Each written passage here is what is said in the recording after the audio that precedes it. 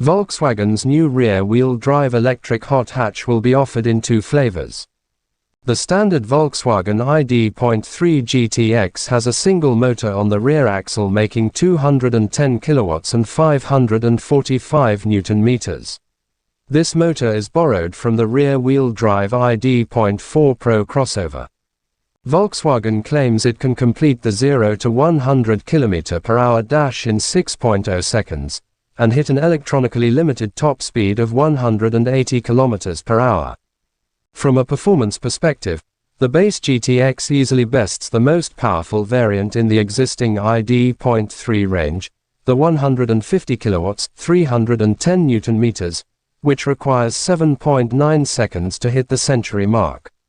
Above it sits the ID.3 GTX Performance, which also features a single motor driving the rear wheels, but one with more power, 240 kilowatts, if the same amount of torque, 545 Newton meters. The Performance can sprint from 0 to 100 km/h in 5.6 seconds, while its electronic speed limiter doesn't kick in until 200 km/h. Despite having the same motor and output figures as the very closely related Cupra-born VZ, the German hatch is 0.1s faster to 100 km/h. Both the regular ID.3 GTX and the GTX Performance have a 79 kWh net battery pack, and support DC fast charging at up to 175 kilowatts. The standard GTX is expected to have a WLTP range rating of around 600 km. Externally, the ID.3 GTX models are differentiated from their lesser siblings by a new front bumper that has a more aggressive design, with a new lower intake area flanked by triangular driving lights. All of the GTX's black plastic elements have a glossy finish, including the new side sills and rear diffuser. There's also Skagen 20-inch alloy wheels finished in either a mix of black and silver, or all black. Judging from the provided photos, the ID.3 GTX, like the Cupra-born VZ, has front disc brakes and rear drum brakes.